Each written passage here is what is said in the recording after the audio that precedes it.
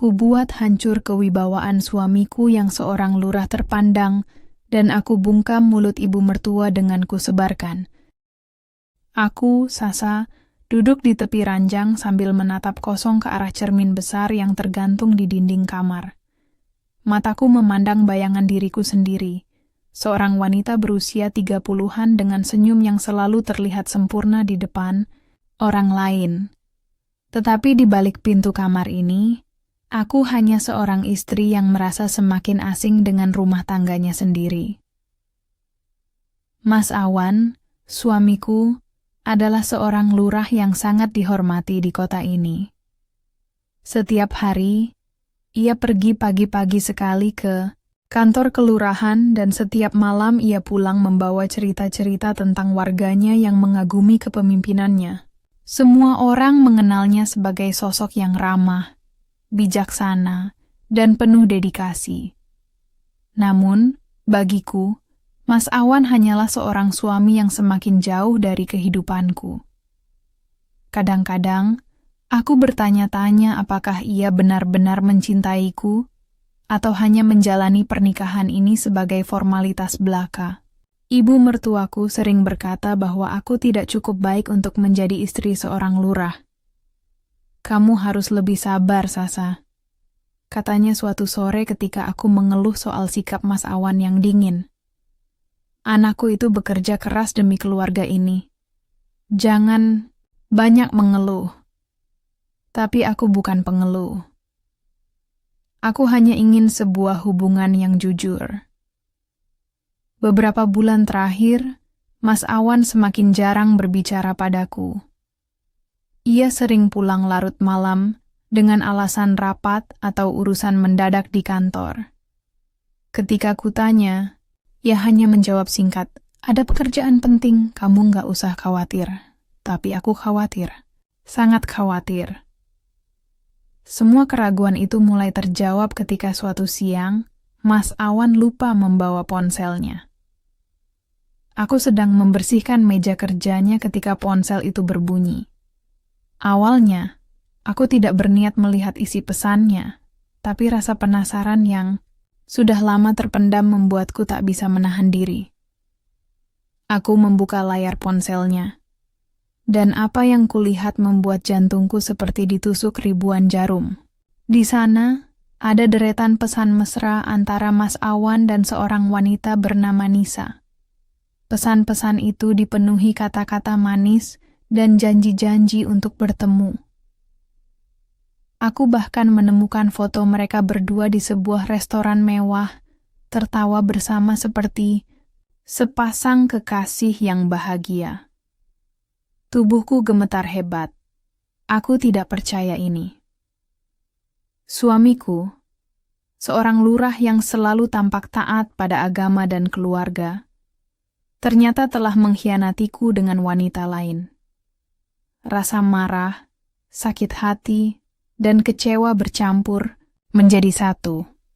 Aku ingin langsung menghadapinya, tapi sesuatu dalam diriku menahan nafsu itu. Aku memutuskan untuk menyimpan semua bukti ini. Pesan-pesan, foto-foto, bahkan rekaman panggilan telepon yang kudapatkan dari aplikasi di ponselnya. Malam itu, ketika Mas Awan pulang, ia tidak menyadari bahwa aku telah mengetahui semuanya. Ia tersenyum seperti biasa, bertanya soal makan malam, dan bercerita tentang rapat panjang yang baru saja ia hadiri. Aku hanya diam, tersenyum tipis, sementara dalam hati aku merencanakan sesuatu yang besar. Besok, aku akan mengubah segalanya, gumamku pelan saat Mas Awan tertidur di sampingku. Aku tidak lagi bisa hidup dalam kebohongan ini. Aku akan membuatnya membayar atas semua yang telah ia lakukan padaku. Hari-hari berikutnya terasa seperti hidup dalam mimpi buruk yang tak kunjung berakhir. Setiap kali Mas Awan tersenyum padaku, setiap kali ia memelukku di depan tamu atau tetangga, aku merasakan kebohongan itu semakin menusuk hatiku. Ia begitu pandai berpura-pura, seolah-olah tidak ada yang salah dengan pernikahan kami. Tapi aku tahu, Di balik senyum itu, ia menyembunyikan rahasia kotor yang membuatku muak. Ibu mertuaku semakin menjadi-jadi. Kamu harus lebih sabar, Sasa. Katanya lagi suatu sore ketika aku diam saja saat Mas Awan pulang larut malam untuk kesekian kalinya. Anakku itu bekerja keras demi keluarga ini. Jangan banyak mengeluh. Aku hanya tersenyum tipis, menahan amarah yang mendidih di dalam dada. Aku ingin berteriak padanya. Apa kamu tahu bahwa anakmu selingkuh? Apa kamu tahu bahwa dia sudah menghancurkan pernikahannya sendiri? Tapi aku diam. Aku tidak ingin memberitahunya sekarang. Aku ingin ibu mertuaku itu merasakan sendiri malu dan penyesalan ketika semua kebenaran terungkap. Setiap hari aku semakin yakin bahwa aku tidak bisa tinggal diam. Aku mulai mencari cara untuk membalas dendam. Aku merekam percakapan telepon antara Mas Awan dan Nisa. Aku juga mengunduh semua foto-foto mereka dari ponsel Mas Awan. Semua bukti itu kusimpan di laptopku, siap untuk digunakan kapanpun aku mau. Namun, yang paling sulit adalah menahan diri untuk tidak langsung meledakkan semua rahasia ini. Aku tahu, jika aku melakukannya sekarang, dampaknya tidak akan sebesar yang kuharapkan. Aku butuh waktu yang tepat, momen yang sempurna untuk menjatuhkan Mas Awan dari singgasana ketenarannya. Di tengah rencanaku yang semakin matang, aku mulai merasakan perubahan dalam diriku. Aku yang dulu adalah wanita yang lemah, yang selalu menuruti apa kata suamiku dan ibu mertuaku, kini berubah menjadi seseorang yang dingin dan penuh tekad. Aku tidak lagi peduli dengan apa yang orang lain pikirkan tentangku. Yang penting bagiku adalah keadilan. Aku ingin Mas Awan membayar atas semua yang telah ia lakukan padaku. Suatu malam, ketika Mas Awan sedang tidur di sampingku, aku membuka laptop dan melihat semua bukti yang telah kukumpulkan.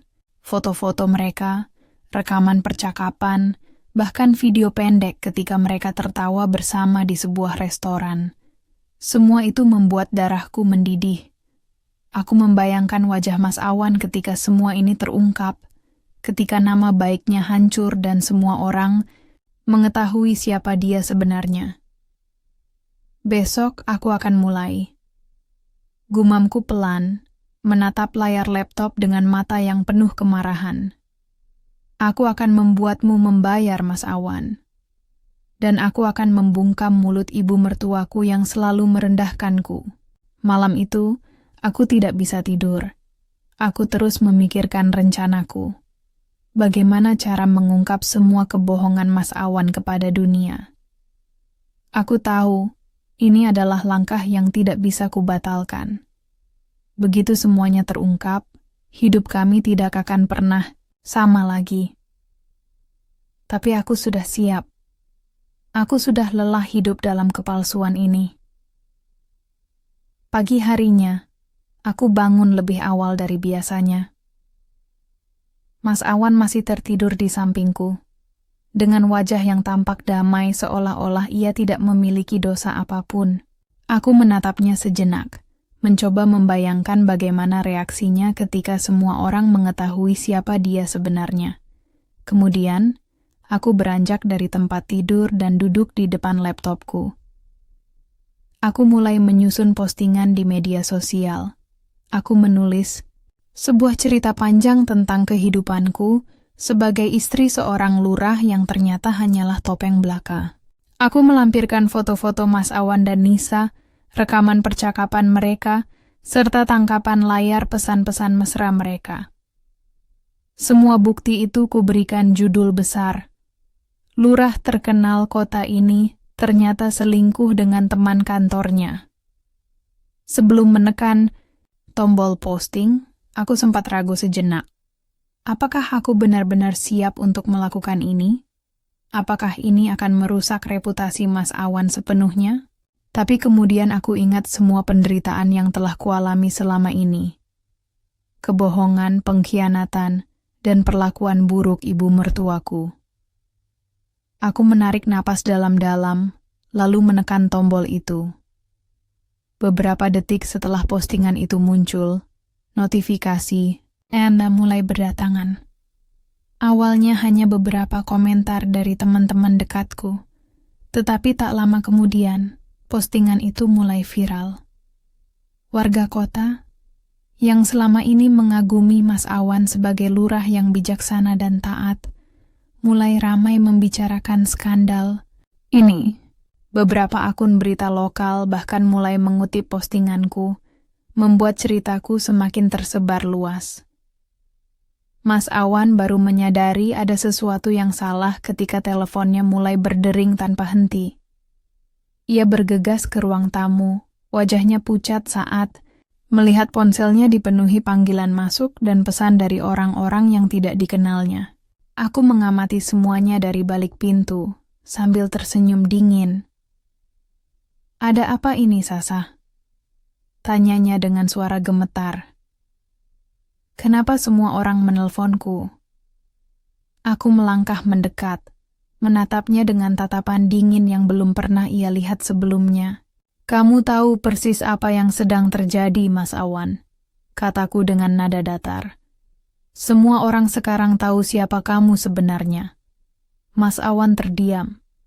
Matanya melebar ketika ia menyadari bahwa aku adalah orang yang memposting semua bukti itu. "Kenapa kamu lakukan ini, Sasa?" tanyanya dengan suara bergetar. "Aku bisa menjelaskan semuanya." "Tidak ada yang perlu dijelaskan," balasku dingin.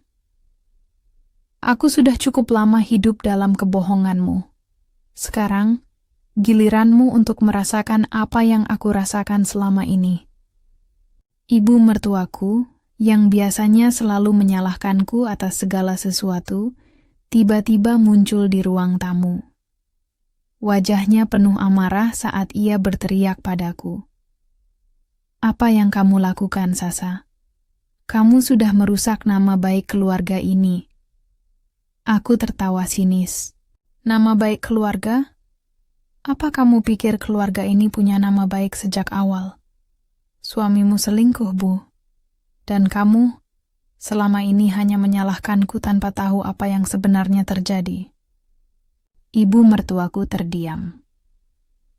Untuk pertama kalinya, aku melihat raut wajahnya yang biasanya angkuh berubah menjadi malu dan cemas.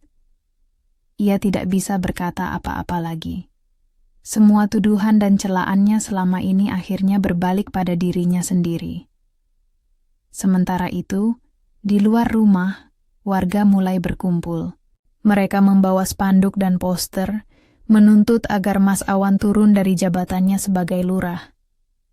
Teriakan-teriakan mereka terdengar sampai ke dalam rumah. "Turunkan Mas Awan, lurah bejat harus mundur." Mas Awan panik. Ia mencoba keluar untuk menenangkan warga, tapi begitu ia muncul di depan pintu, teriakan mereka semakin keras. Beberapa orang bahkan melemparkan telur dan tomat busuk ke arahnya. Aku hanya diam di dalam rumah, menonton semuanya dari balik jendela. Hatiku campur aduk, ada rasa puas, tapi juga sedikit kesedihan karena semua ini harus berakhir seperti ini. Malam itu, Mas Awan duduk di ruang tamu dengan wajah lesu. Ia mencoba meminta maaf padaku, berjanji akan memperbaiki semuanya, tapi aku tidak lagi peduli. Aku sudah kehilangan semua rasa cinta dan hormat padanya. Aku tahu, satu-satunya jalan keluar bagi kami berdua adalah perceraian. Hari-hari setelah skandal itu meledak terasa seperti mimpi buruk yang tak kunjung berakhir bagi Mas Awan. Ia mencoba memperbaiki reputasinya, tetapi semua usahanya sia-sia. Warga kota sudah kehilangan kepercayaan padanya.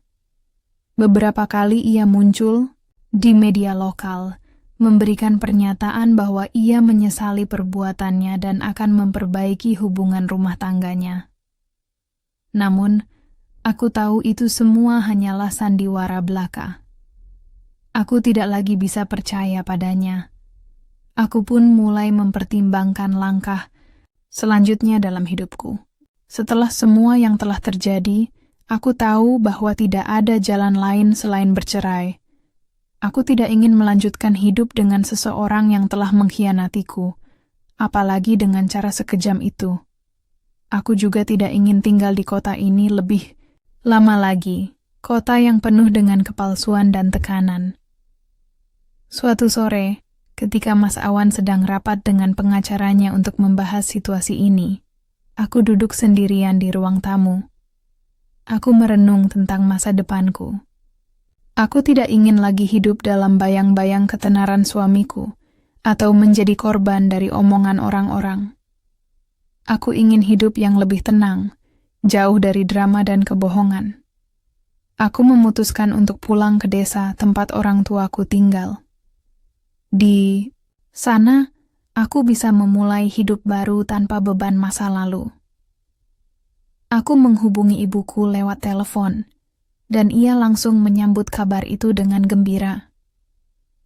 "Pulanglah, Nak," katanya dengan suara lembut. "Di sini kamu bisa tenang. Kamu tidak perlu lagi memikirkan semua masalah di kota." Setelah beberapa hari merencanakan segalanya, aku akhirnya mengajukan gugatan cerai kepada Mas Awan. Prosesnya berjalan cepat, karena Mas Awan tidak banyak melakukan perlawanan. Mungkin ia tahu bahwa ia tidak memiliki posisi kuat untuk melawan.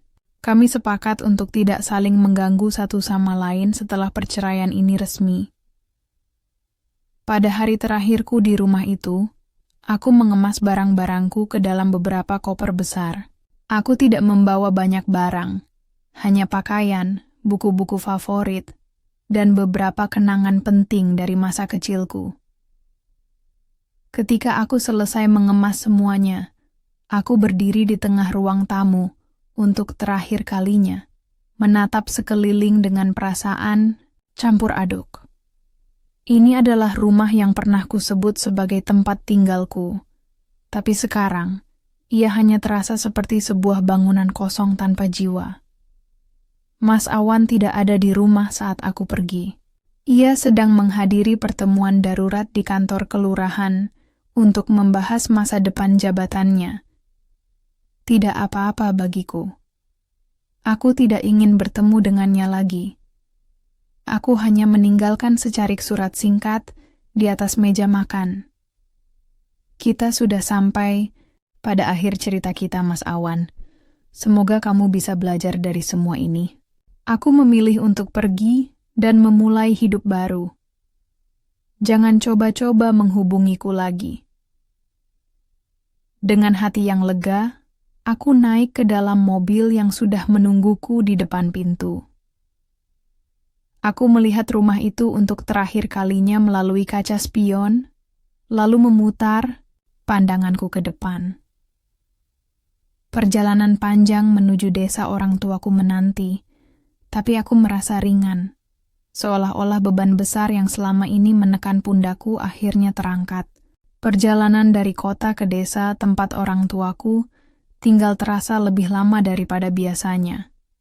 Namun, kali ini aku tidak merasa lelah atau bosan.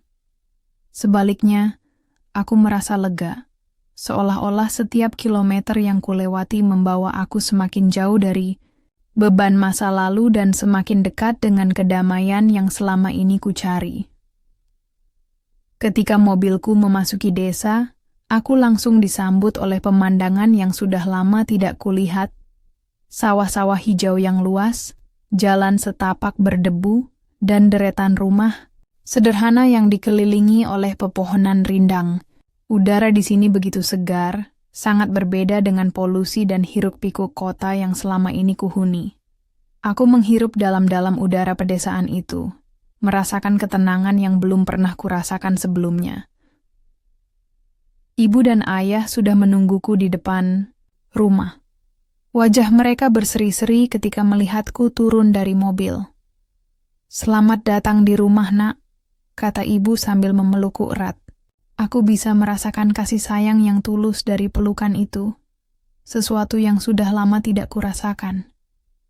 Terima kasih, Bu. Balasku sambil tersenyum. Aku senang bisa pulang. Rumah orang tuaku sederhana tapi nyaman. Setelah beberapa hari tinggal, di sana aku mulai merasa bahwa inilah tempat yang tepat untuk memulai hidup baru. Aku tidak lagi merasa tertekan oleh ekspektasi orang lain atau oleh bayang-bayang ketenaran Mas Awan. Di sini, aku hanya Sasa, seorang wanita biasa yang ingin menjalani hidup dengan tenang. Aku mulai merencanakan usaha kecil-kecilan. Dengan bantuan ibu, aku membuka sebuah warung kopi di halaman depan rumah. Warung itu tidak besar, hanya sebuah bangunan kayu sederhana dengan beberapa meja dan kursi plastik. Tapi warga desa menyambutnya dengan antusias. Mereka sering berkumpul di sana untuk minum kopi, ngobrol, atau sekadar bersantai. Aku juga mulai menjual makanan ringan dan camilan tradisional yang kubuat sendiri, seperti keripik pisang dan kue-kue khas daerah. Hidup di desa membuatku belajar banyak hal. Aku mulai lebih menghargai kesederhanaan dan kebahagiaan kecil dalam hidup. Setiap pagi, aku bangun lebih awal untuk menyiapkan kopi dan makanan untuk warungku. Siang harinya, aku menghabiskan waktu berbincang dengan para pelanggan, mendengarkan cerita-cerita mereka tentang kehidupan di desa. Malam harinya, aku duduk di beranda rumah, menikmati angin sejuk sambil membaca buku atau sekadar memandangi langit malam yang penuh bintang. Lambat laun, aku mulai merasa bahwa aku telah menemukan diriku yang sebenarnya. Aku tidak lagi bergantung pada validasi orang lain atau mencoba menjadi seseorang yang bukan diriku. Aku belajar untuk mencintai diriku sendiri, menerima semua kekuranganku, dan menjalani hidup dengan cara yang membuatku bahagia. Suatu sore, ketika matahari mulai tenggelam, di Cakrawala, aku duduk di beranda rumah sambil menyeruput secangkir teh hangat. Ibu duduk di sampingku, tersenyum lembut. "Bagaimana perasaanmu sekarang, Nak?" tanyanya. Aku menatap mata ibu, lalu tersenyum. "Aku merasa damai, Bu. Untuk pertama kalinya dalam hidupku, aku merasa benar-benar bahagia." Ibu mengangguk, matanya berkaca-kaca. "Ibu senang mendengarnya, Nak. Kamu pantas mendapatkan kebahagiaan itu." Aku memandang ke arah sawah-sawah yang mulai gelap karena matahari telah sepenuhnya tenggelam. Angin sepoi-sepoi membelai wajahku, dan aku merasakan ketenangan yang mendalam. Aku tahu, ini adalah awal yang baru bagiku. Meskipun aku harus melewati banyak rasa sakit dan kebencian untuk sampai di sini, aku akhirnya menemukan kedamaian yang selama ini ku cari.